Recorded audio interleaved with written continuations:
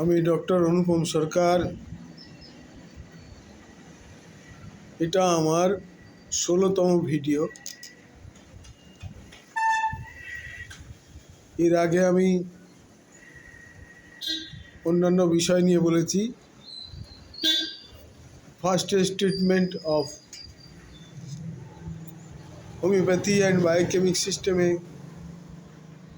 যে প্রাথমিকভাবে চিকিৎসা করার যে সুযোগ আছে আমি সেই বিষয়ে বলে থাকি। আজকের বিষয় হচ্ছে অস্থিরতা, রেস্টলেসনেস। এটা বিভিন্ন কারণে হয়ে থাকে, হঠাৎ করেও হতে পারে। বিশেষ করে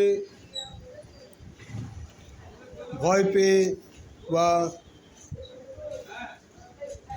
ঝড়ের সময়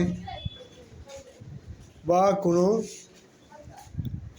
দুঃসংবাদ বা সুসংবাদ পেয়ে হঠাৎ করে যদি অস্থিরতা দেখা দেয়, সেই ক্ষেত্রে আমাদের প্রাথমিক ওষুধ হবে অ্যাকোনাইট 30।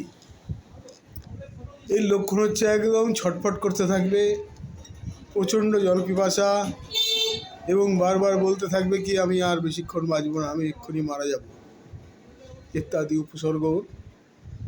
তার সঙ্গে ছটফটানি, কিছুতেই তাকে স্থির করা যাচ্ছে না। তখন এই অ্যাকোনাইট 30 যদি তাকে 1 ঘন্টা পরে পরে 3-4 বার দেওয়া যায়, সে তখনই তার উপশম হবে।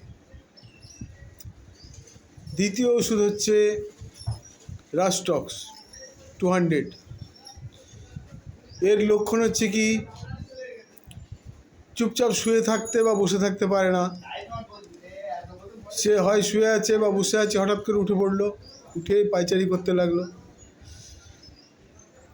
তাতে কি হয়, তার একটু আরাম হয়, সারা শরীরে হয়তো ব্যথা বেদনা হচ্ছে, কিংবা অ্যাংজাইটি, কিংবা জ্বর হয়েছে, যাই হোক না কেন, যে অস্থিরতা বিশ্রামে বৃদ্ধি পায় এবং উঠে চলাফেরা করলে বা উঠে বসে থাকলে আরাম হয়, সেক্ষেত্রে আমাদের ওষুধ হচ্ছে রাস্টক্স 200। এটাও ওই 1 ঘন্টা পরে পরে 3 বার দিলে, বা বেশি দিন যদি দেওয়ার দরকার হয় দিনে 2 বার করে দিতে হবে। তৃতীয় ওষুধ হচ্ছে আর্সেনিক 200। এর লক্ষণ হলো দুপুরবেলা বা মধ্যরাত্রিতে হঠাৎ করে অস্থিরতা, রোগী বিছানায় উঠে বসে, তার সারা শরীরে মনে হয় যেন একটা জ্বালা হচ্ছে, এবং অল্প অল্প করে ঠান্ডা জল খেতে চায়।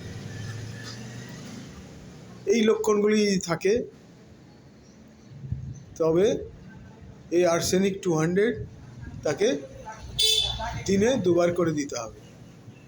2-3 দিন খেলেই এ সুস্থ হয়ে যাবে। আজ এই পর্যন্ত। আমার অন্যান্য ভিডিওর মতো আশা করি আপনারা এগুলো শেয়ার, সাবস্ক্রাইব এবং লাইক করবেন। সবাইকে ধন্যবাদ, নমস্কার।